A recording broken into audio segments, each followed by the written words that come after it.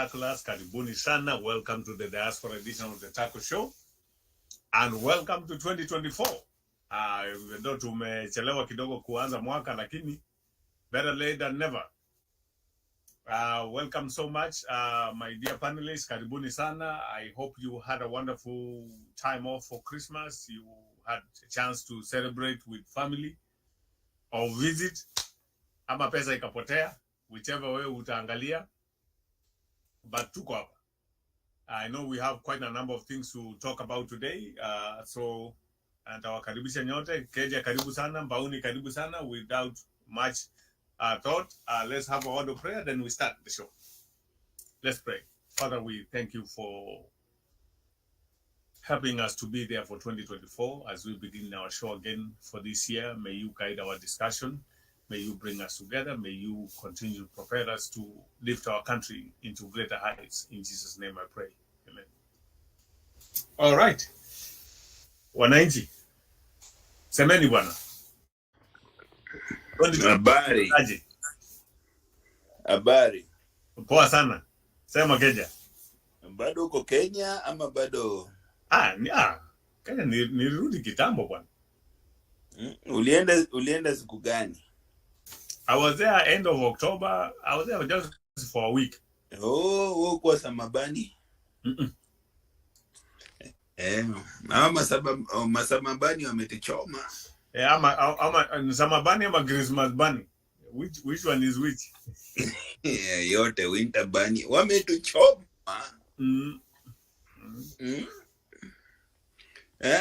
Zikuona hata waliongea kila kitu tu yao ilikuwa raha tu. Alafu mwaka mzima anakuja anaanza kulia. Kumbe watu walikuwa wanaenda kutulipia ushuru. I hope walijaza. Wacha wajaze ushuru bwana. Walijaza ushuru ya Disemba. Yeah. Mbaoni alienda, Mbaoni hakuenda. Mimi sipendangangi kwa ndege wakati wa festive seasons. Utalipa pesa mingi, ukifika home, ushatoanishwa. Januari ndio hii imekungojea uanze kulia. Na unalia peke yako.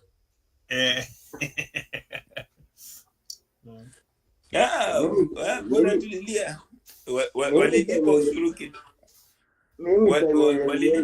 kidogo. Walilipa ushuru kidogo, sasa wananchi watavumilia.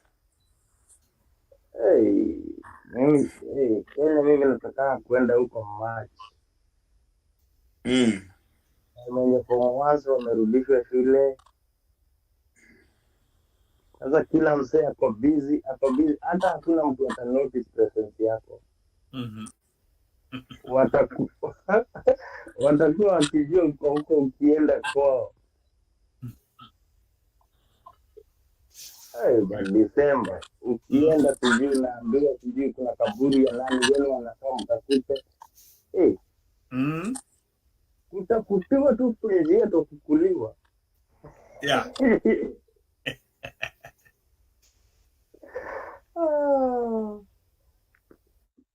Najua si kuzuri sana sasa. Watu wanalia. Yeah. Wengi wanafurahia. Usijali, watarudi tu. Yeah. Watarudi tu. Unaona waonekani hapa leo. Yeah.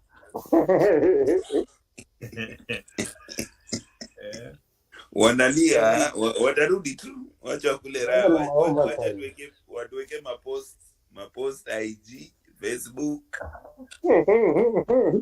Waseme this is how I am living. Living large. I'm living large. I'm in Mombasa. By the beach. Yeah. Anyway, Christmas yako ilikuwaje Mbaoni? Hata siku ni notice. Yeah, ulikuwa kazini. nilikuwa kazini Christmas, New Year ndio hiyo ilipita kama ilipita like nilikuwa tunasikia fireworks nje, but I was so busy doing inventory count. End of year. Yeah. Na hiyo ni ile una count mpaka kijiko. End of year, yes. Kutoka hapo sasa nianze kucompile hizo ma reports kama 100.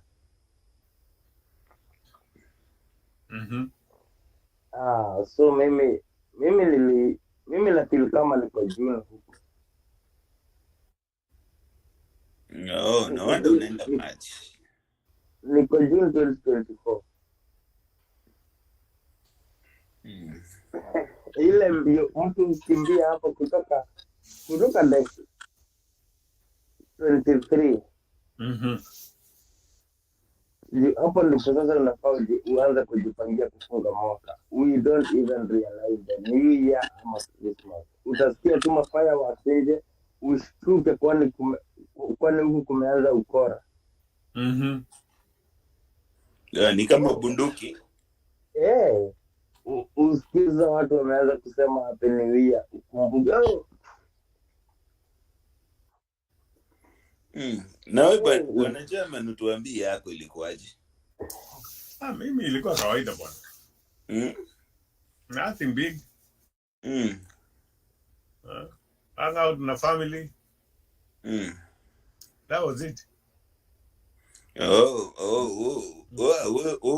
Huku enda kulipa ushuru na mamilioni. Ushuru naenda kulipia wapi bwana?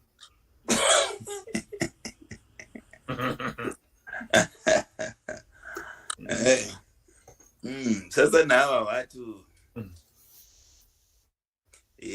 the disappointment. What I was trying to talk about, the disappointment about diasporans. Wanaenda huko. Number one, I heard there was a symposium or a meeting with the president. Oh yeah, the diaspora event. That pretty much our president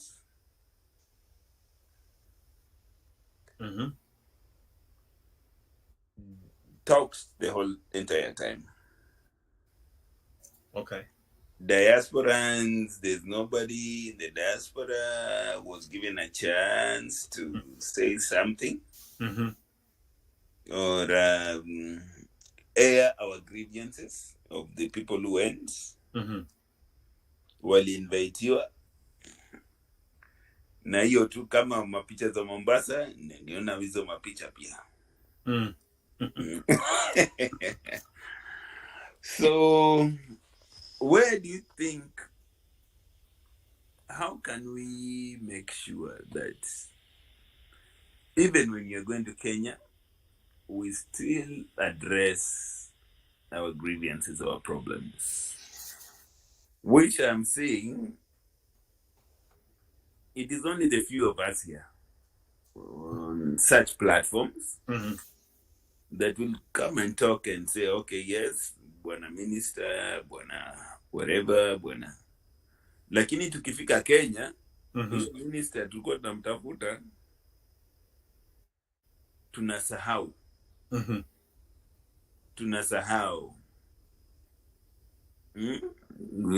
Tunataka nini?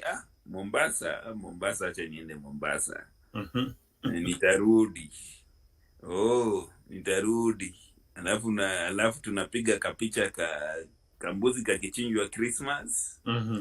Alafu tunarudi Mombasa, tunaona fireworks. Alafu tunasemanga nini? Kila mtu anafanyanga nini? Kwaheri Kenya. Till next time. So where is our problem as diasporans, that when we are here, we understand the problems, but when it gets to Kenya, we tend to forget. Well, let me hear what Bauni has to say. That's a good question.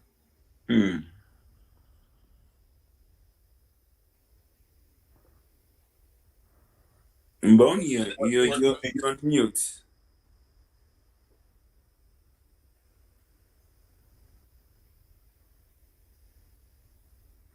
Yeah. So what do we tend to forget?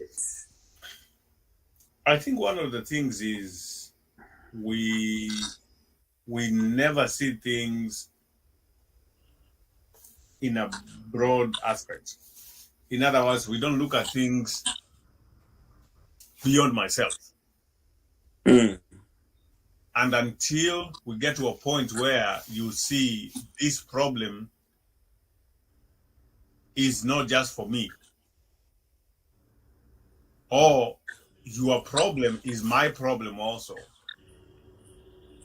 then we will never move anywhere. Because the problem is the people get a chance to go, or even they get a chance for an audience. The tunnel vision. Oh, I'll just speak on what I want, and I don't want to speak on anything that affects everybody else.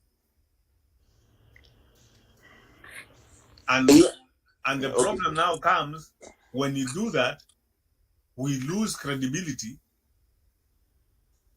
and we lose the impact or the force that we are supposed to have. We don't have it because we are just speaking on individual level.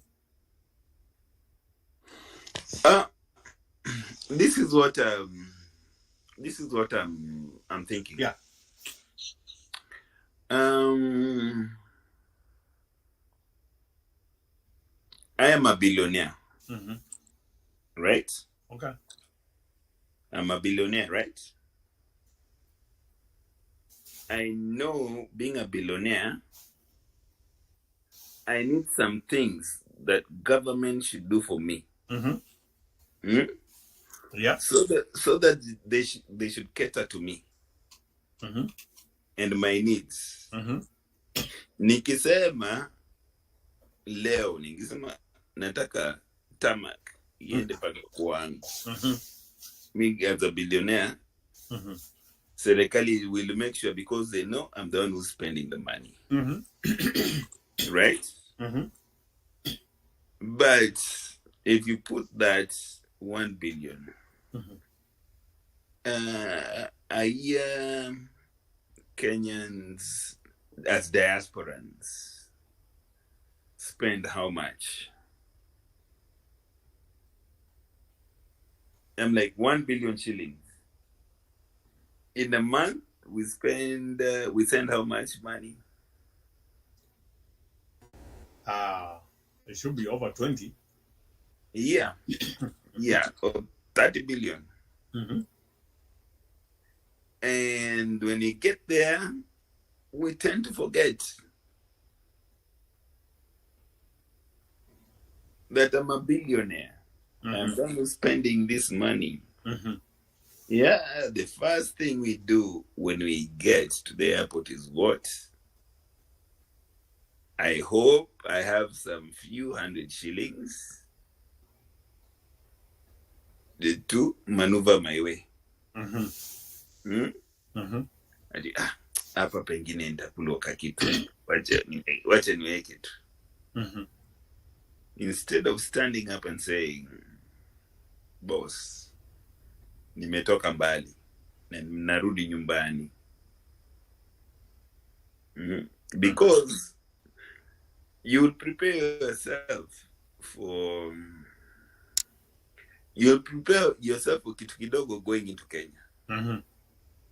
But you will not prepare yourself for kitu kidogo coming back.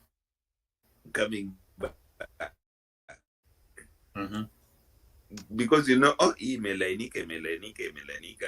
Yeah, just come out, get my back. Nobody's disturbing me. Unaenda, lakini ukifika Kenya, acha nione kama M-Pesa inafanya, sijui nipigie nani na nani.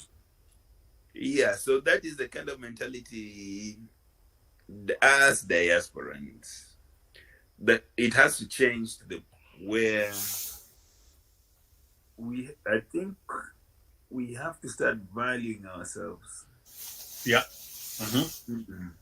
Yeah, ukienda Kenya unataka kusema okay, shamba iko, sijui whatever iko, nini. Yeah, the few of us who are doing good, great.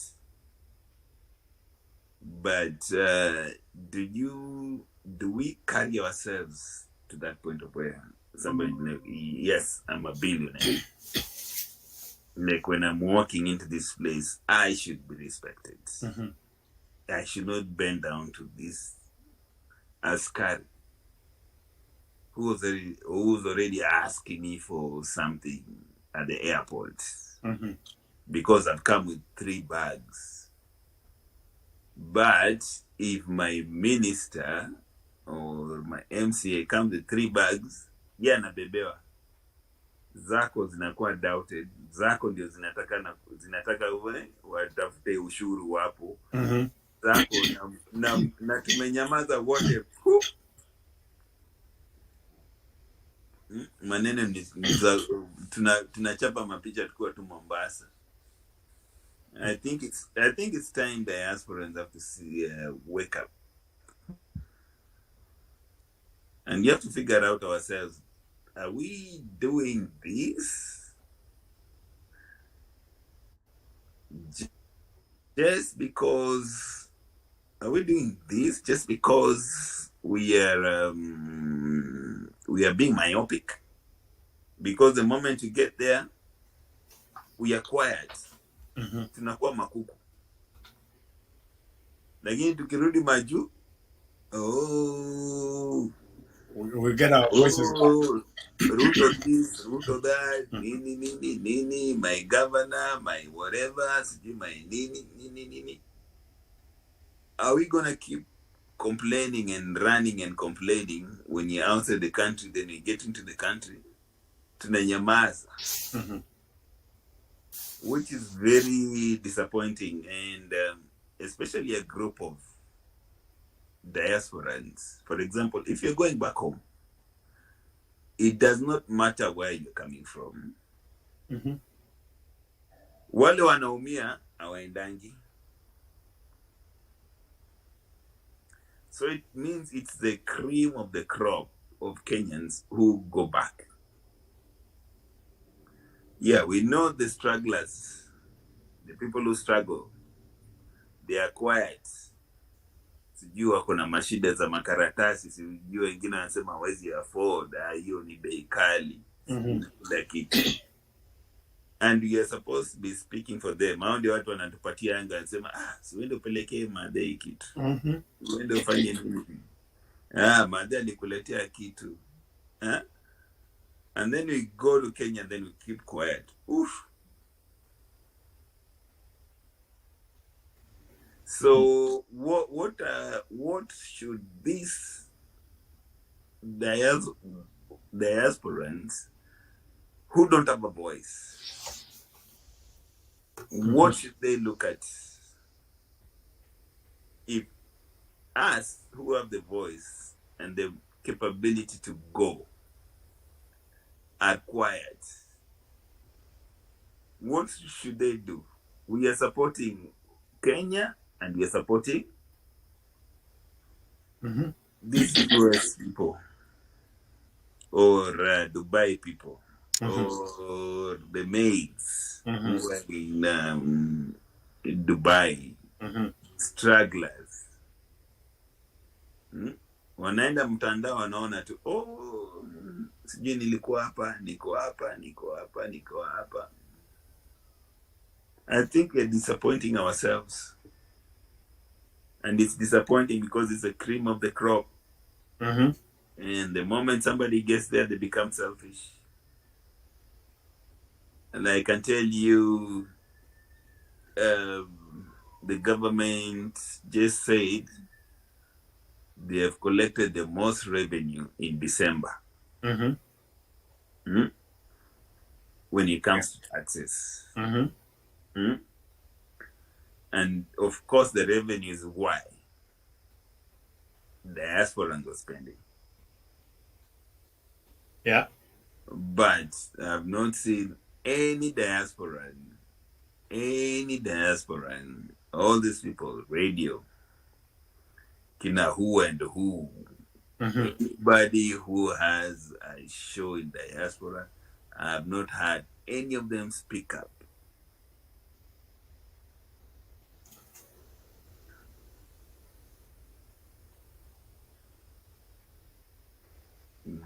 Go to a show and say, hey, this is what our grievances are. Apart from what? Keep? Yeah, apart from Keep, who was in Spice. Who else? Lakini watu wameenda wamenyamaza chi. Alafu next week utaona watakuja tambia, oh, Kenya is bad. Ruto ni mbaya. My governor is what? Yeah. Tunarudi. Bauni sema. Unajua hapa kuna mambo mbili nimejaribu kustop kutoka kwa nilikuwa hiyo conversation yenu na Keja. So there are these guys who normally like when you make a top 3. There are two things involved. It's either we normally don't speak from the bottom of our hearts. We don't really mean what we say. Hiyo ni possibility ya kwanza.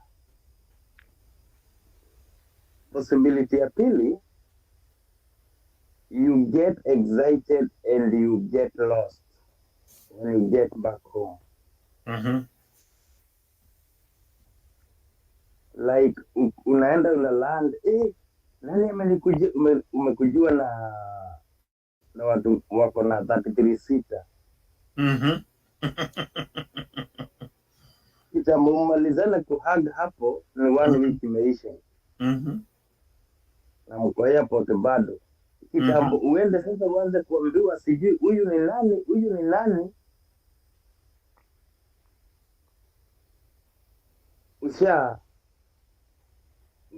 Ushamaliza another 1 week. So hizo wiki zingine ilikuwa tuende kwa kina nani, unajua hata mjomba yako alikuwa anakuulizia. Sijui hata nani alikuwa hivyo. Basically because kama haujaenda ukiwa planned, like uko na timelines, you can't achieve much, and whatever you achieve will just be the personal one. The closer, the far you get, the clear pictures become. Ukiwa Kenya hautaona hizo pictures zikiwa so sharp, but the moment you step out, the moment you start seeing the pictures being so clear, and the moment you come into your senses and you start lamenting like someone who wasn't there. The other issue is who knows who. Naweza kakuwa nimeenda Kenya, but naweza kaongea, kapenda sana kuongea, but nitaambia nani? Other than nikiwa nimejaribu sana niende nisimame tu kwa stage kama wale mapastors na stage. Yeah. Niongee ilitoke. Like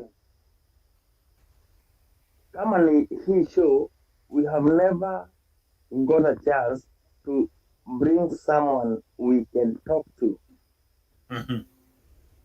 At least ndio hata mtu kama mimi mwenye hajui hawa watu wakubwa wakienda Kenya, unaweza kasema kulingana na ile show tulikuwa na huyu CS, I can just jot a letter and ask how is things proceeding. But sasa nitaenda nimwambie mimi naitwa Mbauni, na kuanga diaspora ataniambia okay, so hata pengine sitapata hata hiyo chance. Yeah. So those are the issues that we need to think about. So in other words, we need to improve our networking. Yeah. We need to coordinate ourselves. Uh-huh. The people I know, the people you know, the people Keja knows, we need to work together and say, hey, here is our agenda. When you're going, and let me know, I can make the calls. Ukifika uniambie time uko available, nikwambia okay fulani yako available, enda umuone. You present your ideas. Yeah. And to me the biggest challenge in Nikomba, like you said, our sphere of influence also is a challenge. But also the other challenge in Nikomba, when I go, I want to focus on what is for me rather than what is for the good of the general public. And that's why we miss the point.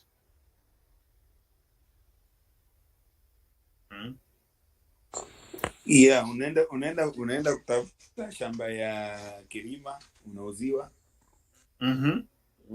Unajenga, ukimaliza unaambiwa hiyo shamba si yako.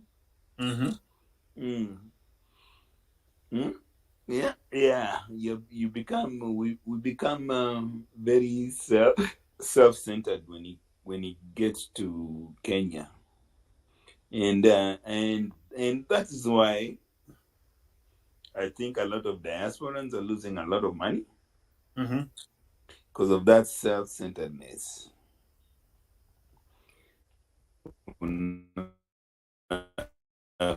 Kuja unauziwa kwanza nimengoja watu wameenda kununua mashamba na ngoja tu zianze kulipuka tu left na right niliuziwa apartment, niliuziwa nini, niliuziwa nyumba, niliuziwa, zinakuja. Otherwise, what is the other good news or bad news or whatever news that we can talk about? Tuanze siasa. Acha madiaspora bado wako Mombasa. Diani manenos. Diani manenos. Wako Mombasa. So hii fight Ruto anaona kama watu hii fight ya judiciary na executive.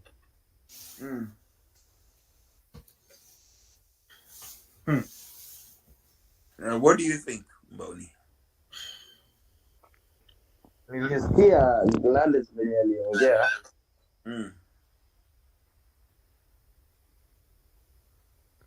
Na nikasikia nilitoa tu picha na sauti yake nikaweka ya president hapo.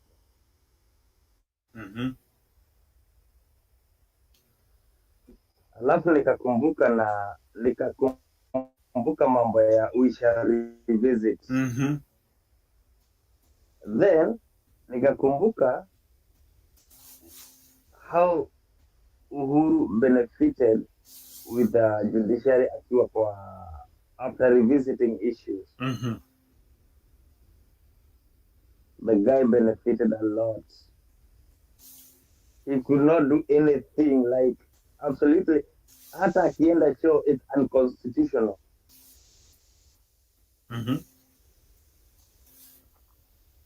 So is Ruto trying still to get na kitu ingine pale, si ati hakuwa najua, hakuwa mbali, like he could see it happening,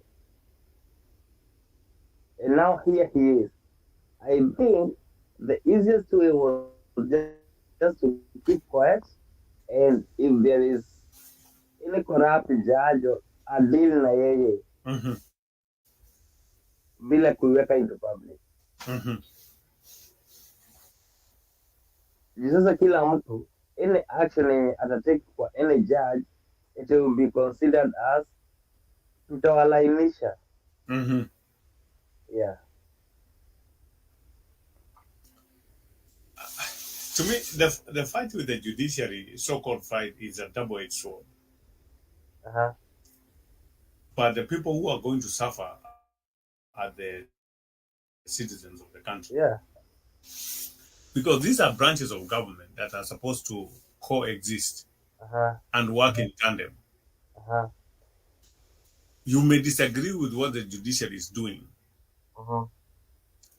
but you cannot blanket and condemn every judge and say whoever is ruling against me is corrupt. There are things that they ruled, even for me, I agree. I say, yeah, rightfully so. And there are some things they rule, I'm like, what is this person thinking? To whose benefit is your ruling for? And then like, okay, this doesn't make sense. But still, if I feel aggrieved, then I should move to the next level of court and challenge that ruling. Now, if the court has spoken and said this is unconstitutional, that's why you have an AG, who is your chief legal advisor of the government, is the Attorney General. Go back to him and say, hey, how can we craft this idea so that it meets the constitutional requirements? I support the idea of universal health and making healthcare services affordable to the citizens, making healthcare facilities available to the citizens. I support that idea. But the process on how to do it is where it brings up question. Because you can't take away from one person ostensibly saying that you're going to help the other person. Then that's not fair. So all these, because when I see all the leaders who are saying, oh, judiciary this, judiciary that, they are corrupt, my question is, you people benefited from the same judiciary. They ruled on your cases that legitimize where you are right now. So how can they be corrupt when they say ruled something against you? On the other hand, judiciary also has a role to play and has some blame to shoulder. It is known there are some judges, there are some judicial officials who are corrupt. What are you doing to get these people out? Because some of the rulings they make, to me, I question myself. I'm like, how can you help me understand this? For example, one time there is a person who was found to have mismanaged funds for a place the person was leading, was the boss of an institution. They stole money from that institution. They were fired. They went to court and challenged them being fired. And the judge said, yes, you are not fired correctly. On top of the money this person stole, they were paid 5 times their salary, what they were supposed to be paid. Where is justice in that? So to me, those are the challenges that I have on both sides. And I always say, if everybody is playing their role the right way and executing their duties, our country will be much, much better than where it is. This is what I mean. These are my thoughts. Okay, go ahead. Yes, I was listening to Okio Mtata, and his interview, and there's one thing that that got to my head. It came to a point where Kenyans don't know the difference between judiciary, executive, and the legislature. So this is what happened. So when he was explaining it, to me, I came to understand one thing. When anything happens, kila mtu anasemanga nini? Serikali saidia. Oh, serikali saidia. Serikali ni nani? Yeah. Serikali ni nani? Serikali ni nani? Sasa, which means serikali saidia, it means what? The executive. So Kenyans understand the executive is what? The government. Yeah. They don't understand there's a judiciary and there's a what? A legislature. So if a normal person is anasema serikali saidia, parliament is what? Serikali saidia. Judiciary, serikali saidia. Yeah. We have a very, very, very weak judiciary and even a very weak legislation. Because what? You are supposed to legislate. You are not supposed to be consulting the president like Kimani Ichung'wah and go and tukana the opposition every other Sunday. So what are you legislating? Are you legislating Matusi? Yeah. Yeah. And then you have on this other side the minority leader going to Raila and saying, okay, when Raila says, okay, sawa ni, but minority leader, what's his name? Yeah, he has he's coming down very hard, but Kimani Ichung'wah, the majority leader of the legislation, should be independent. Yeah, so the independence of this is what we call government, is not really as independent as it is. So serikali saidia inakuanga nani? Rais. So when they say the housing thing is gonna go, it's gonna go. Where is the legislation? Where is the parliament? What is the parliament doing? In all these years, we have never seen the majority say, no, Mr. President, this is not the right way to go. Wacha twende hivi left. Watu wanaumia. But what do you see? 300 people in Mombasa on Sunday going to church. 300 people in Kisumu on Sunday going to church. Adi tunaombea. After church, hata pastor mwenyewe hata hajatoa nguo, matusi imeanza.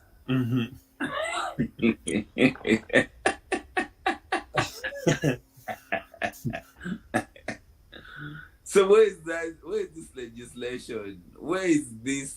Where is the parliament? The parliament should show up. The parliament. Where are they? Where are they?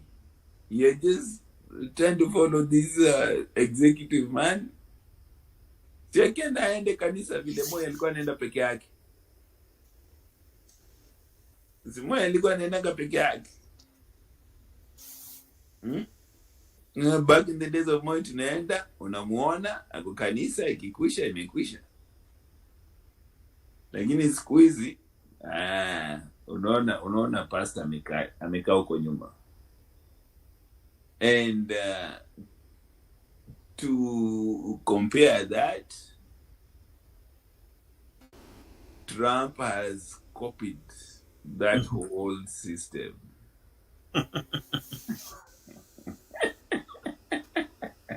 Oh boy. He has copied that whole system. Anajua tu matusi. Kwani matusi Trump alitoa wapi? Si Kenya.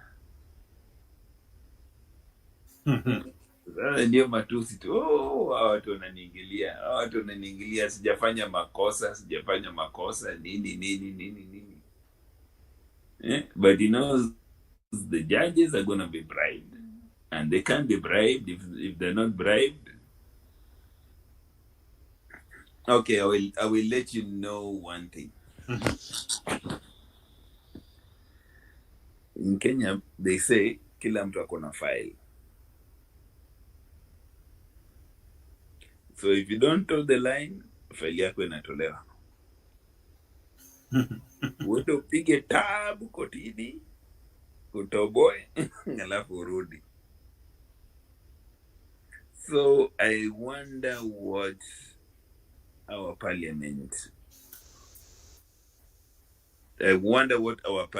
is working on. I really wonder if what we are praying for, what we are trying to understand, what we are trying to achieve is achievable. Because if the majority leader is not independent and the minority leader is not independent,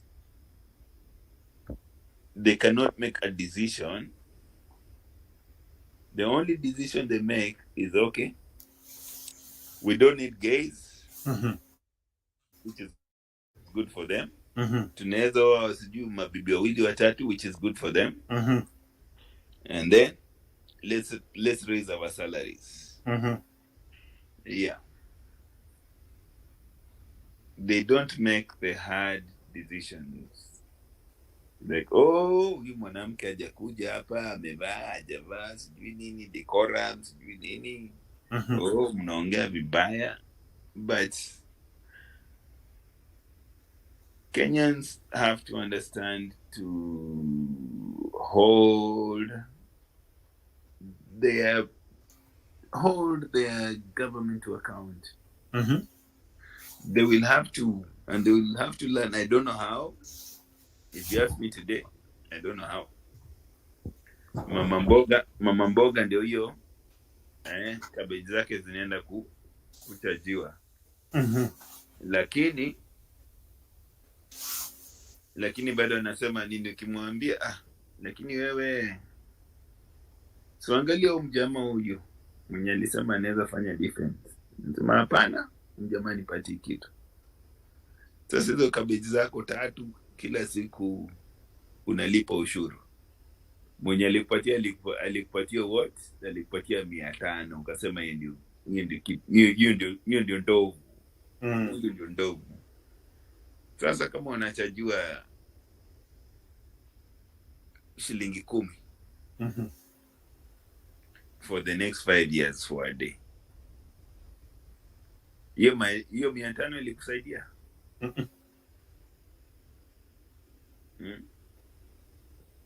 Yeah, ndio pengine ulikuwa unataka kukula, lakini Wakenya itabidi tuanze kuvumilia. Because number one, this is the youngest parliament on average. Yes. Youngest parliament on average. And they seem to be the most desperate to fix everything and anything and everything. I will tell you a personal thing. I was working with UN to do something in some county. The county that was involved was not going to take a dime. All they had to do is just sign the approval that what UN will make this happen. I went to the governor, and I'm like, okay, I'm sending my people. Governor wanted 10 million. Which is for one party. I went to the senator, who is for the opposition, to say, okay, this will help your cause. Senator came and said, if eti mnawezaje kuja kwa ofisi yangu mkono bure. And these are two very prominent, talkative, everything. Ikaanguka.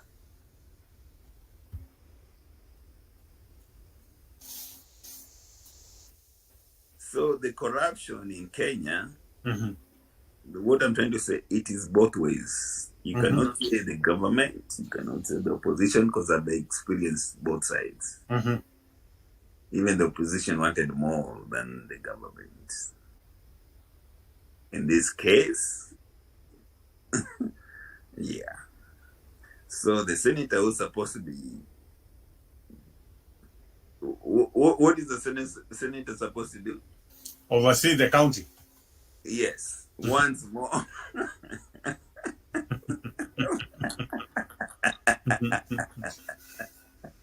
Oh boy. Na ni kitu ya bure. Yeah, it's like, okay, maybe I want to dig boreholes so that the people of Kawangware or wherever can get water. And you still want Hongo.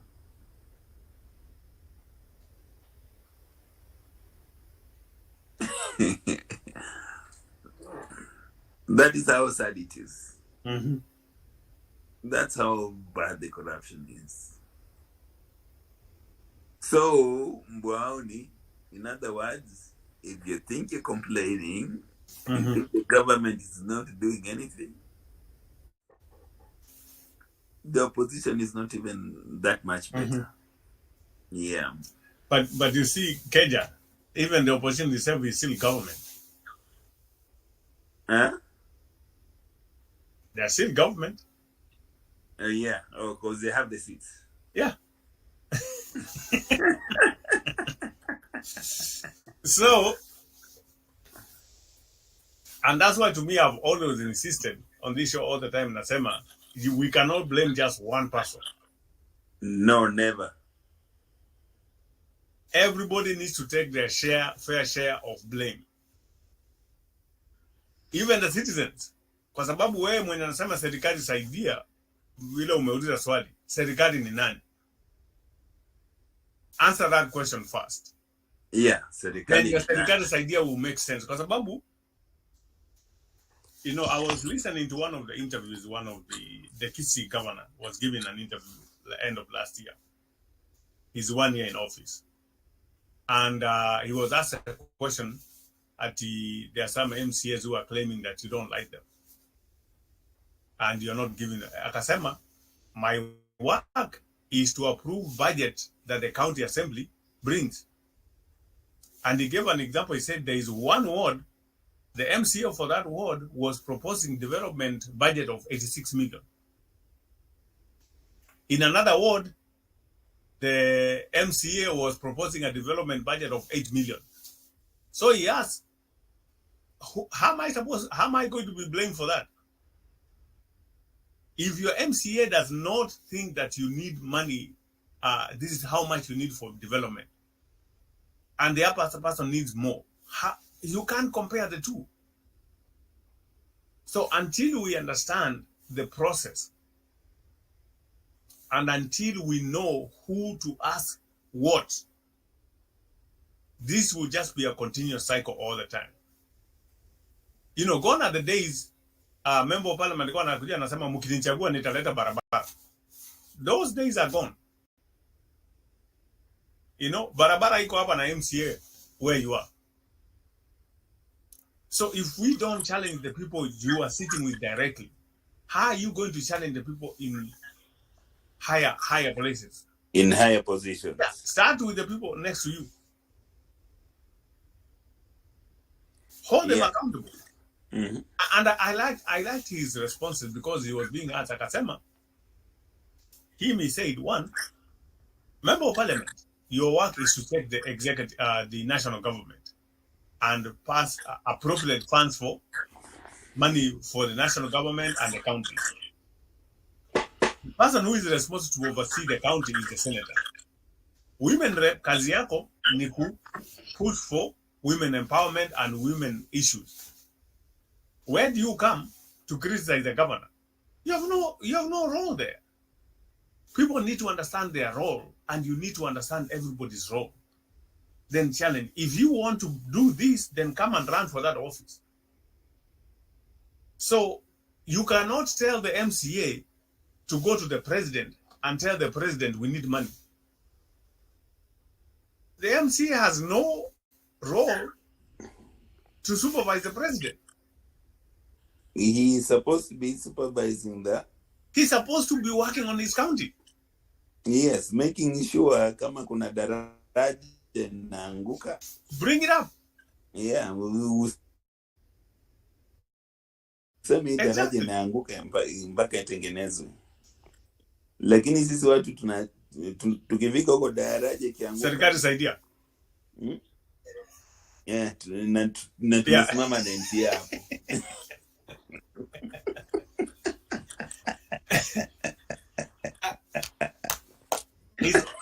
Kenya is high time we start telling our people, educating our people, and letting them understand what is the role of each and every person represented in any of the government levels. Mm-hmm.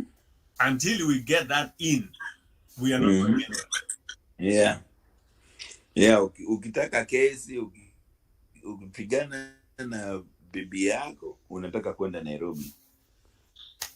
Lakini uko kesi kuna koti hapo. Yeah. Hata wacha koti, chief wako hapo next to you. Start there. Umekimbia Nairobi, I want half. Yeah, so it is I think it is an all-round. What I'm getting from this conversation is an all-round thing.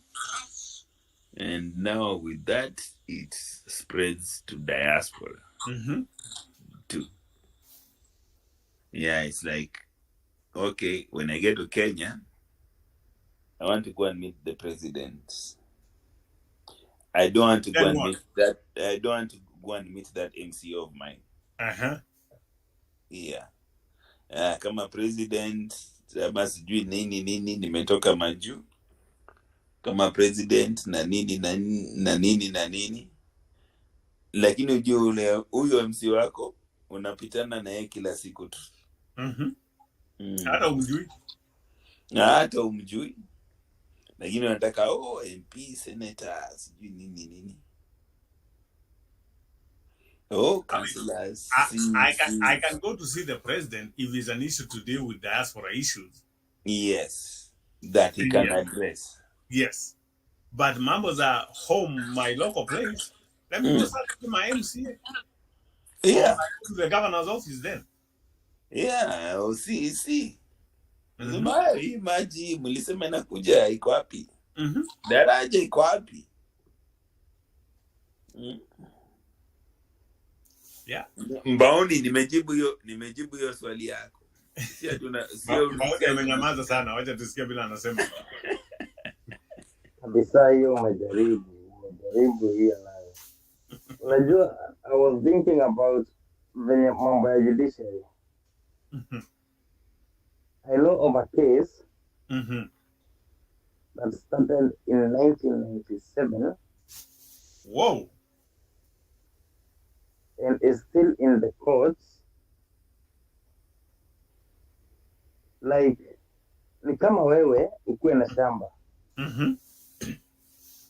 Si uko na bibi. Ikuwe ulikuwa na bibi mwingine, but alikufa hata watoto wake hawa. Yeah. After 13 years, ukawa mwenye mko na yeye sasa. Akachukua wale watoto wako, yule mwenye alipass, akawalea pamoja. Then sasa ukakufa bila will ama nini. Yeah. Yule kijana wa mama mwenye alikufa anapeleka bibi yako sasa mwenye ako uhai kotini.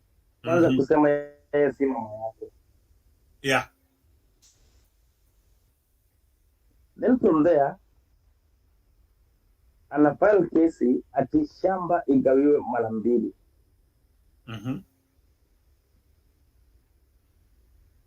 Then okay, akaambiwa si mara mbili, but kuna venye itakuwa subdivided, but ni kama alienda tuna shamba yote. Then from there akaenda na mutation kwa koti. Without involving the second party. Akasema nataka shamba igawiwe hivi. Akapatia wengine mawe, yeye akachukua kwenye productive. Na koti ikasema ni sawa. Now I was like, when did this grand mother stole his husband's land? Ni kama hana. Yani mtoi ndiye anasema mpaka venye shamba itakuwa subdivided. In front of something that people operate and call in a competent court of law, to my foot.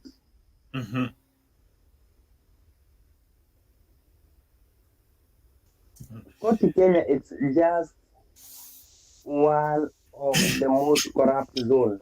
Yeah. And I feel hata si lazima mimi Kenya penye imefika, si lazima sasa mtu akuwe judge ya hufai kusomea law ndio ukuwe judge. No. Hufai.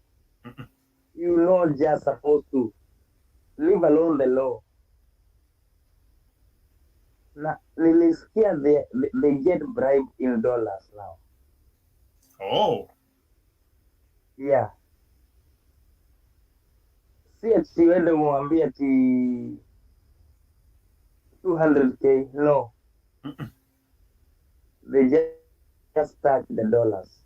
And maybe this could be another reason for the scarcity of the dollar. It is reserved for bribing them.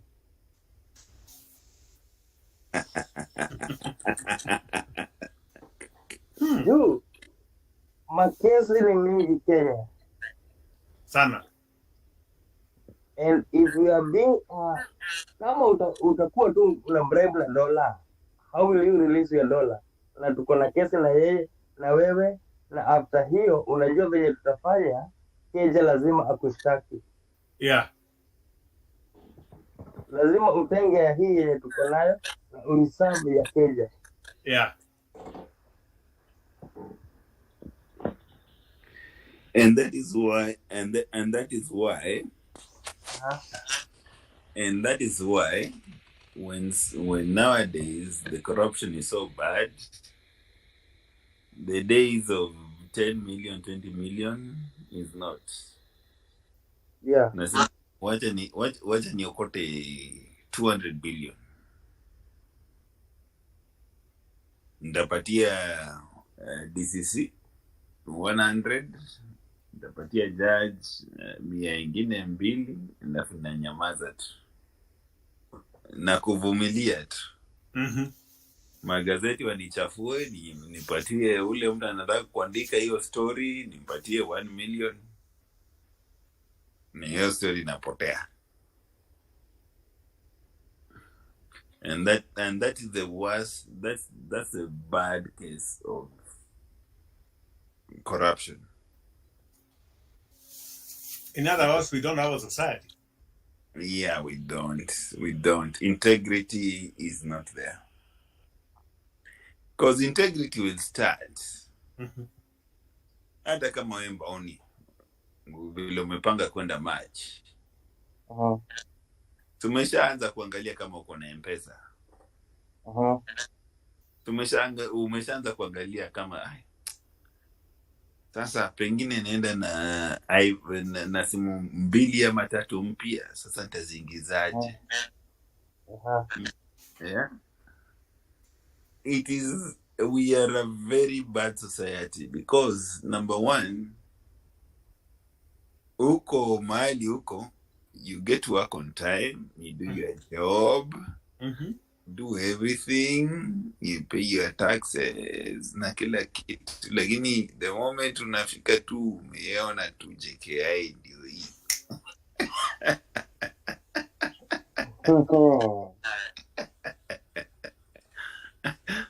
All of a sudden, all your things become urgent. Or slow, depending on... Yeah, ni slow. Tunakimbizaje hii kitu. Nini? Wacha nikugonge M-Pesa hapa sahi ama niko na cash. And that is what, if you look at it in a bigger picture, it means all these government people we are talking about, they've come and they've seen systems out of this world. But none of them is implementing. Kuna hata moja. Wanakuja naingia hapa uchua njia, hakuna potholes, nini. None of them will say, I think Kenya should be like this. Ni kama tukifika huko unajua iko mtu ananiambianga Mungu anaishi Kenya. My mom told me the other day, when Jesus comes back, he will start with Nairobi. Yeah.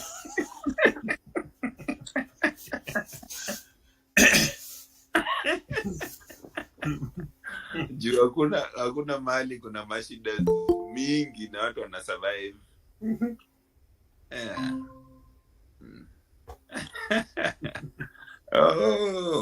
Misa ameingia. Yeah. I think I had a similar thing. Somebody was posted a video na akasema ukitaka enzi za kuwe Christian mpeleke Kenya.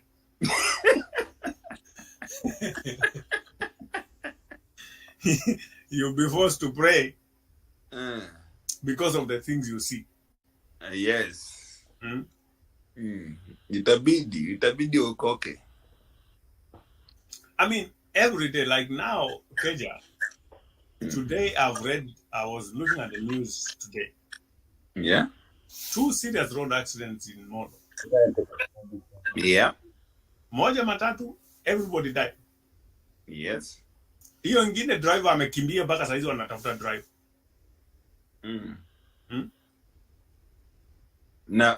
Na imagine hiyo ni Molo. Hiyo ni Molo. Unajua mali Molo iko accident ikikuwa si kuna watu. Yeah. Yeah. Alafu nasikia driver amepotea. Na kuna watu. Ni kama wanasema nani amepotea Nairobi. Watu waliona driver akitoka kienda. Hata kama alikuwa anaendesha tuseme ni mimi nilikuwa naendesha. Nikafika Molo nikapata accident. Sitabidi nirudi Nairobi ama niende mahali umetoka. So which means kama narudi mahali naenda, si nitapanda matatu.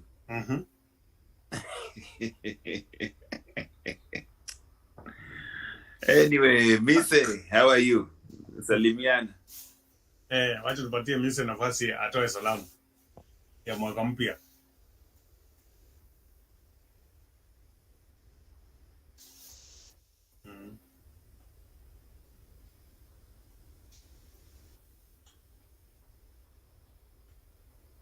Mise amenyamaza. Inaonekana amenyamaza. Yeah, tuendelee na story. Yeah, so kama msimu imejiingiza. No, mtoto. Yeah. Mtoto wa mimi.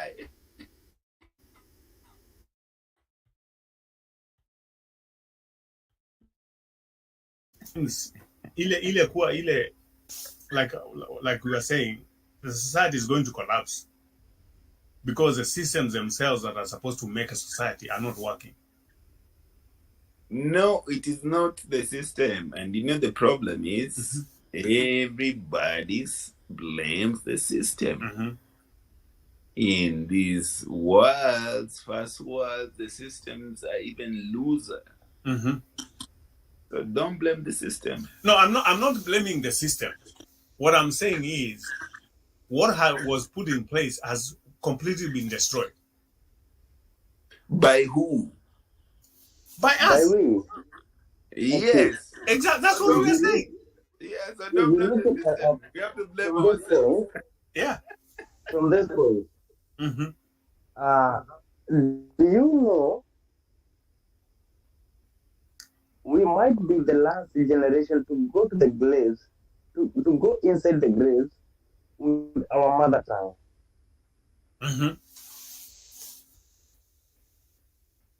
Okay. Unajua kuna mambo zenye hauwezi sema in your mother tongue, but you can easily say them in another foreign language. Why?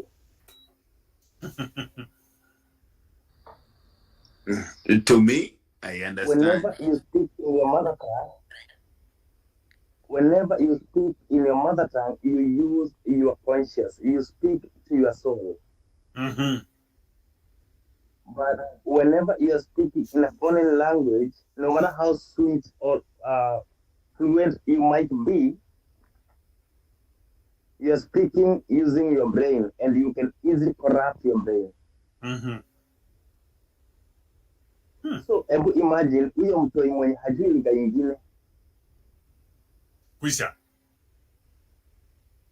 Hicho ni kishell tu kinajiita binadamu. But ukaniuliza huyo ni bila maji.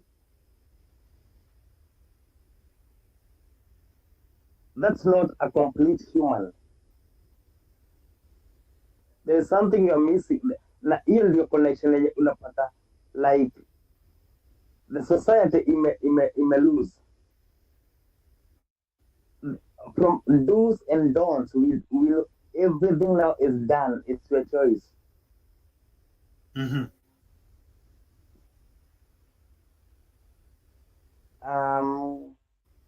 We ulikuwa unaepo na kina nani ukiwa mdogo ukifanya makosa? Parents. And your older siblings. Uh-huh. And siblings in this case includes your relatives. and the villagers who saw you doing that Village. bad thing. Yes. Na ukienda kusema kwenu umepigwa, hata before ujue wajue Unachapwa tena umepigiwa zaidi. nini, Yeah. alafu anaanza investigation, ulikuwa umechapiwa nini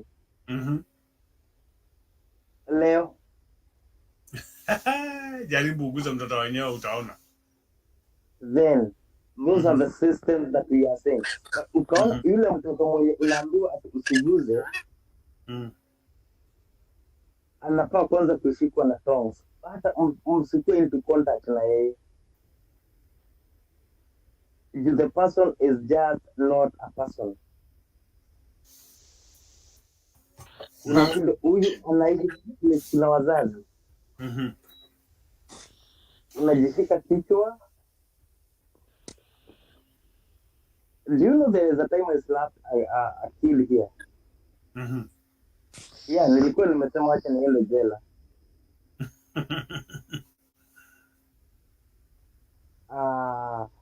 A kid went, ni hao watoi wa 13, 14 years. Akaenda kwa chila, akachukua soda carbonated, akaanza akazipanga kwa kiti, kwa meza. Then akaanza tu kubreak moja kwa moja. So you can just imagine hiyo reso venye ilikuwa inakaa machupa. Nilimslap na nikampatia kifagio na kitu ya kuokota machupa, fanya hiyo kazi. Yeah.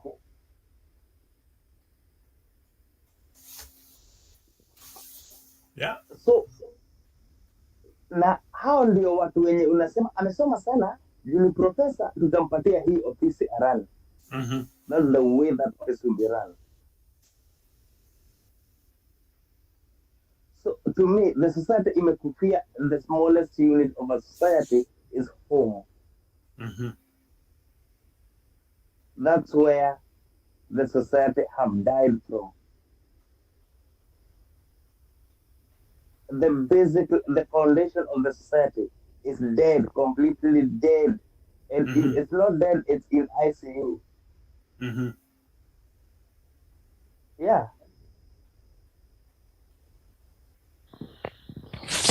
Wacha nikuulize maswali. I love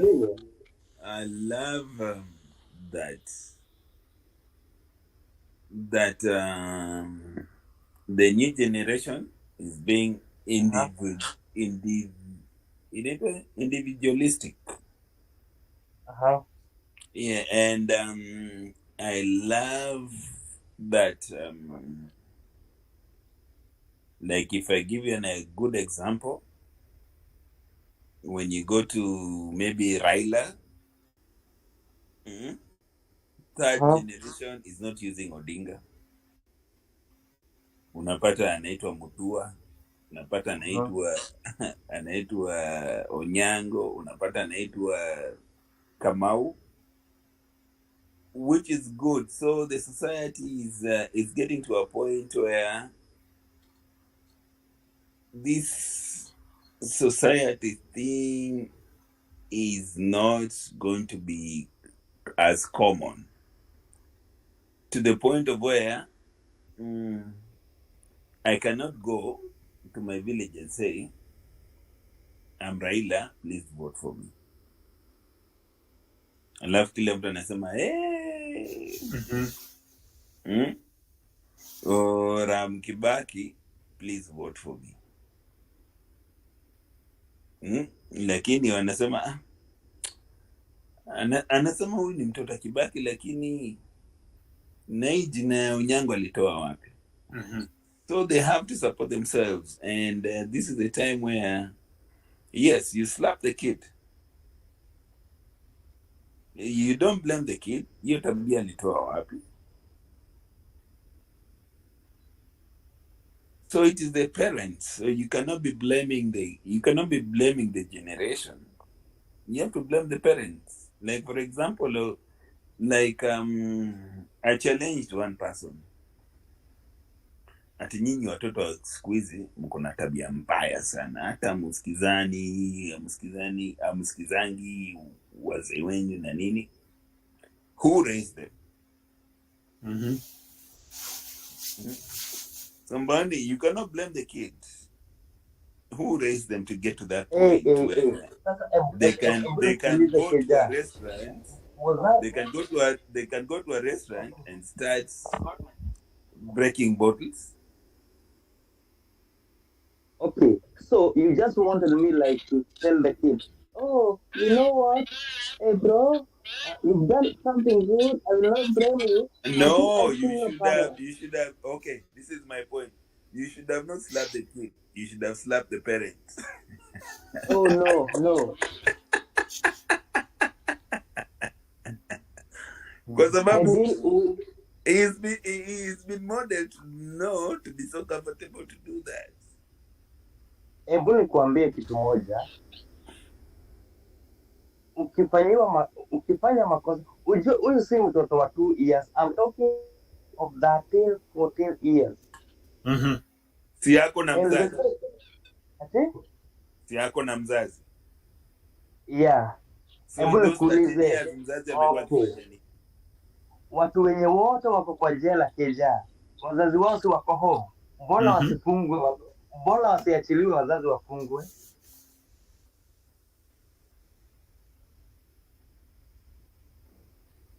Jibu hiyo tu. Ati Keja amepatikana na makosa ya wizi. Si yako na mzazi. Wewe mzazi wa Keja unafungwa. Mbona haiendagi hivyo? No, ni kwa sababu that is a force of nature. It's a force of nature. Ukiwa na watoto watatu, utakuwa na ule atafanya vizuri, utakuwa na ule atafanya vibaya. Lakini sasa so a 13-year-old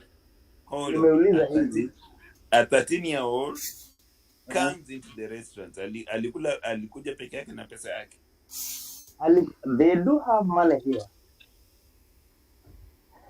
So they walked into the restaurant without their parents.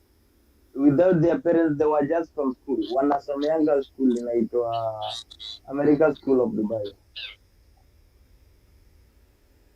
Oh, watoto wa Sonko. Yeah. Yeah. Well, ungeenda urudi upige mzazi kofi pia. Ndio nakuuliza, wewe ukafanya makosa, ni mzazi wako anaweza kafungwa ama ni wewe? Hapana, sasa mimi ni mtu mkubwa. Hata huyo ni mtu mkubwa juu hakuenda buchari kuuliza soda. Hakuenda garage kuuliza soda, alikuja restaurant. So huyo ni ako na conscience very upright. Aliacha maji, akaacha kila kitu hapo, akachukua chupa yenye inaweza vunjika.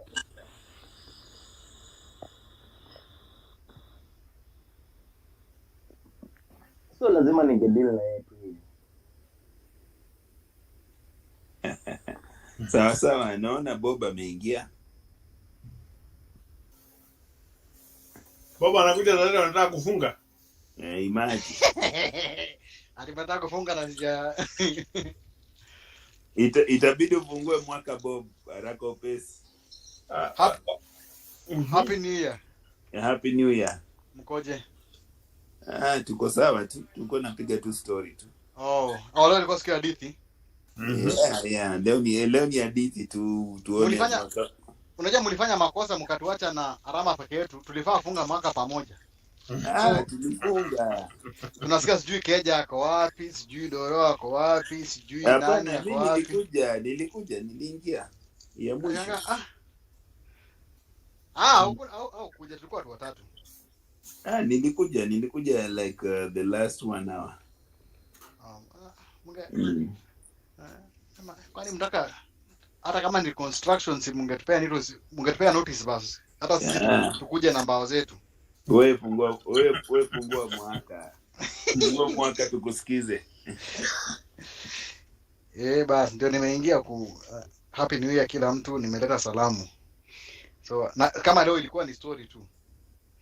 So mipango ya mwaka vipi? Wewe tuambie tu nini inaendelea. Sisi tutachangia tu. Ama uko Diani. Nitakuwa niko Diani. Nakula Kenya. Unatuambia happy new year from Diani. Alright. But niko fiti. Yeah, sina mambo. Leo nimekuja tu kusikia tu. No, we were just talking about how diasporans went to Kenya, kila mtu amenyamaza na tupigia mapicha, lakini wakirudi wanaanza kupiga kelele vile Kenya ni mbaya. Na wakiwa nyumbani wapigio kelele. Yes, ndio tulikuwa tunaongea. At least that is a level of hypocrisy nafaa kuacha. Yes. Yeah. Yeah, wakiwa nyumbani wapigie kelele. Cause what ilikuwa watu wakiwa nyumbani ni nini inazuia wasee watu wasikuje tu. Kwanza in fact I think wakiwa nyumbani mzuri hata tufanye mkutano ndio watupe report kutoka kwa ground. Basa watakuja hata kutuambia venye airport ni mbaya, venye nini ni mbaya, but wakiwa na chance ya kutuambia wako kutuambia. So wacha tungoje sinya tu kutoka nye tulikuwa Diani watuambie kaya za Diani. But naona inchi inaenda sawa sawa. Mipangilio imewekwa na rais iko sawa. So mimi na Mbauni tumeamua tutapiga kelele tena. Tulipigia kura hii serikali na hii serikali ni yetu. Mbauni. Tumekubali. Na mise hii serikali ni yetu na hatuwezi kupiga kelele. Hii serikali ni yetu. Hata tupige kelele ama. Hata tupige kelele ama tufanye nini? Hiyo ni kama kuchota, unaenda Indian Ocean na birika moja unachota maji.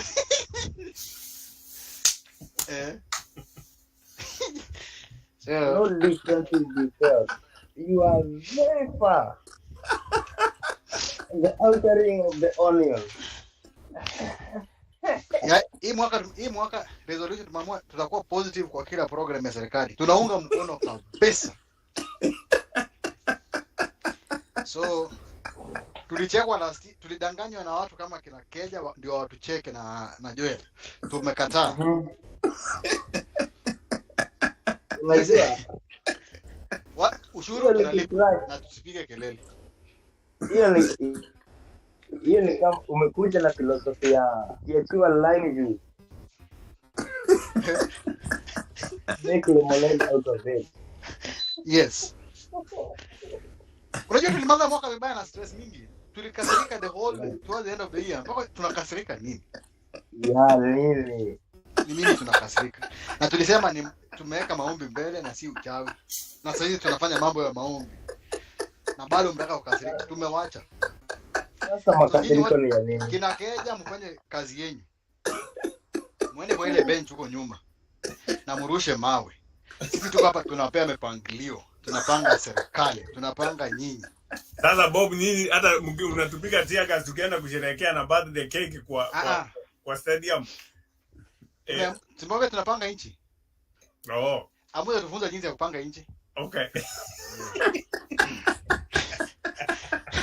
Walishinda uchaguzi. Tulimaliza uchaguzi. Birthday ukitaka kufanya birthday na nyumbani. Street ni watu kutembea.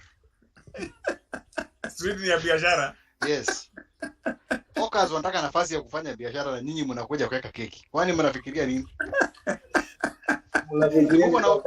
Mko na ofisi ya kufanya birthday na manyumba. Ndeni huko. Mwenye birthday alikuwa wapi hakuja? Birthday boy. Wapi birthday boy? Hatukuona mkimosha na maji na mtaka kupigia kelele hapo. Hawana. Hiyo mchezo tusifanyane bwana. Tuwajibiane. Hii mwaka birthday boy akitaka birthday akuje mwenyewe aseme mimi ndio mwenye birthday, simama pale tukupigie tumwagie maji. Haya kata keki yako. Unaweza kata keki? Haya gawa, enda nyumbani. Roho safi. Ndio heshima hii. By the way. Wow. Yeah. How do you think about this housing program? Look here. Hustler atapata 300. Mbauni. Sema mimi nitapata 300. Hustlers wanafanya kazi, wanajikaza. Hustler faandiko. Kuna ripoti imetoka jana ama ni leo. Amesema Kenya startup capital ya biashara ndio inaongoza Afrika mzima. 800 million. Yeah. You know, I think the more tunaangalia from an impossibility point of view, the more it work. Let us look for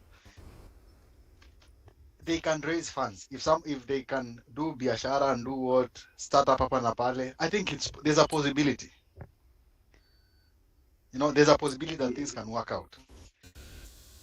Yeah, there's a possibility that I can give birth to. So yeah, there's a possibility. Okay. So I want us to look at our people.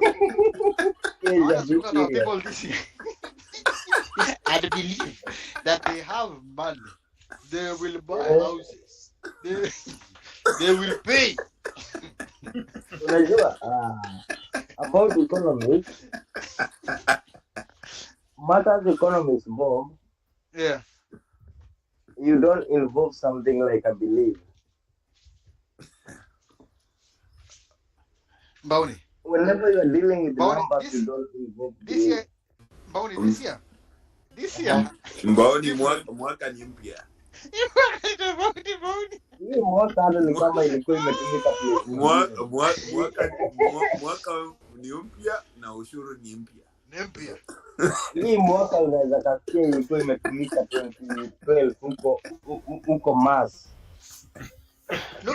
Look here, Bauni. Look here.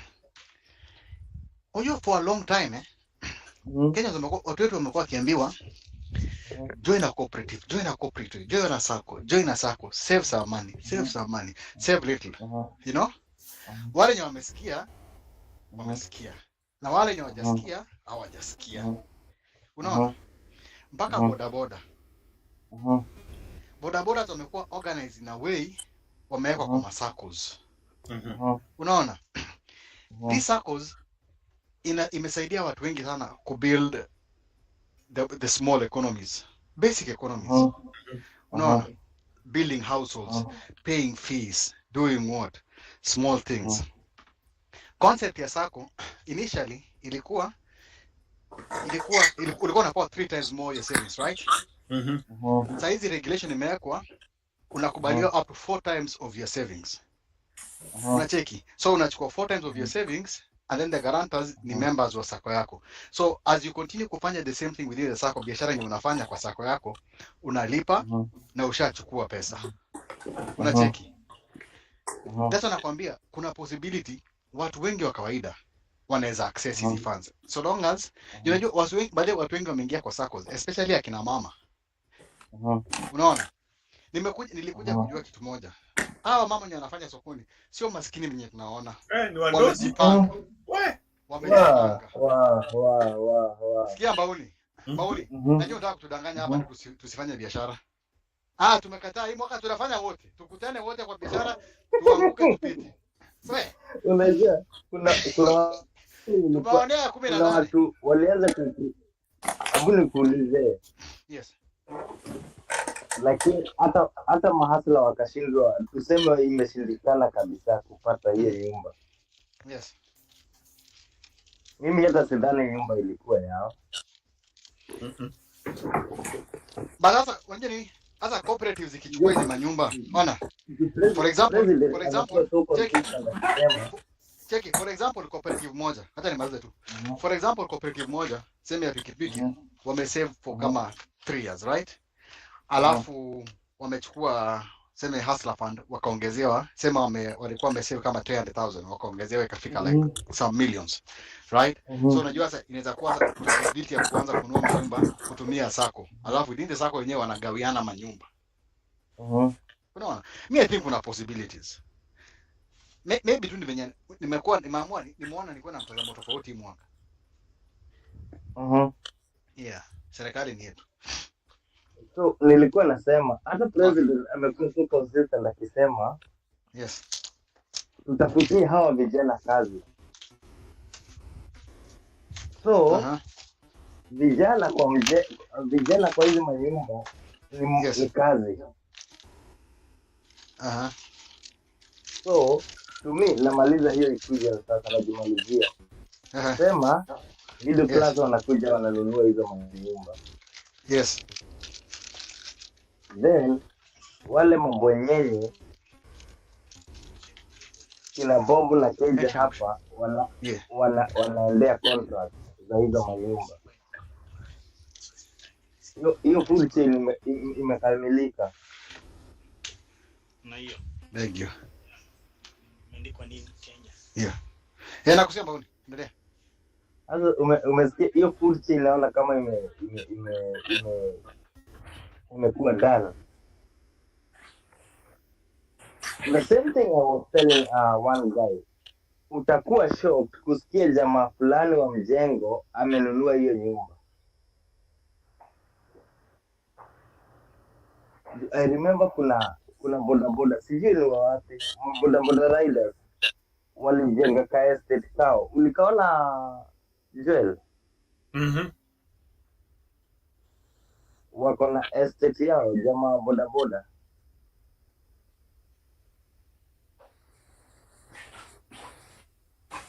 So I think ni sisi tumekuwa tukidharau hii sekta moja kuingia. Like everyone needs to get a wheel.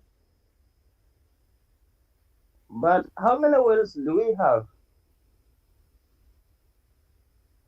Na hiyo ziwa unaambiwa imejaa omena. Na ukakusanya omena mpaka zifike weight ya wheel.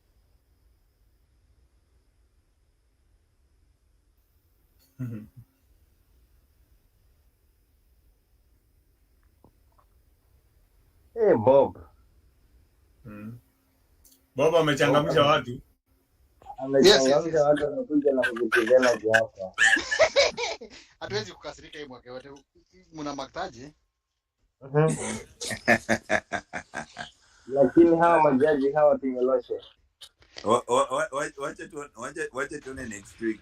Tuone Bob atakuwa next week. Keja raundia ulishii Keja. Keja raundia. Keja raundia siko na wewe. Umemruka na usafi. Mimi niliona venye Bauni amesema, hii vijana bodaboda wameanza alafu hivi wamejipanga vizuri. Watu wenye wanajenga hizi manyumba. Bwana chama, unaona vile Bob ananitupa kipetero kiesi. Unaona soma bodaboda hasa anajenga hizi manyumba. Wote kama pia wote wameweka kwa the same sako. Alafu anakuwa priority ya kununua hizi manyumba. So unaambiwa unalipwa sema 150 kwa siku. Kwa hiyo 150 una save 25, tunatoa 25 shillings.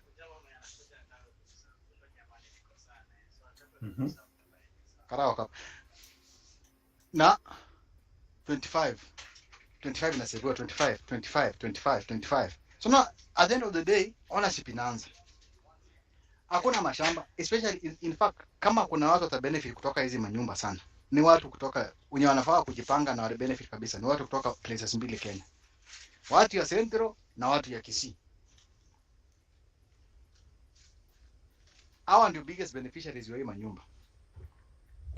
Kwa sababu wajaji wanangi nyumba ndogo affordable. Ndio mbona aishi kwa nyumba kidogo. Ndio anataka mansion. Ataruse mawe bado mpaka siku ile atapata pesa ya mansion. Mpaka itoshe. Hata bado arushi. Afanye birthday.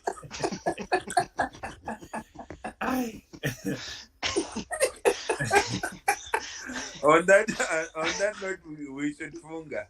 No. Aya, wacha nipatie kila mtu closing remarks. Tufunge show tuende kulala bwana. Tuanze na Bob. Nimwambia hii mwaka na msikasirike hii mwaka. Yeah. Ni kama tumekasirika mpaka tuna hata sisi wenyewe tunaanza kusota. Tufurahi na tunaunga serikali mkono. We do not want to become part of the problems like the judiciary. We want to become part of the solution in building the Republic of Kenya.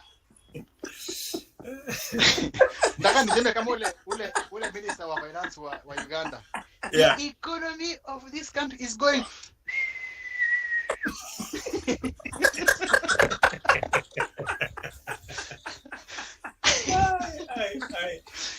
The trajectory of the economy is. Mpaka umefanya misa amefungua video sasa.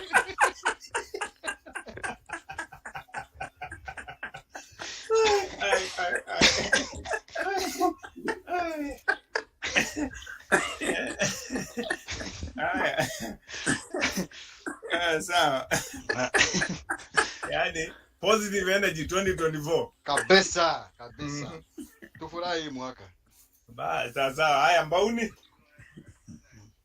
I think tuko kambi moja na Bob. Umeama hiyo kambi. Hiyo kambi ile inaonekana kama kunaweza kuwa tu sherehe. Hicho kiena jeni kitu. Hivi. Leo kitapita mpaka Julai hapo. So una need another one cake ya kumaliza hii mwaka. Hii mwaka tunapitia kwa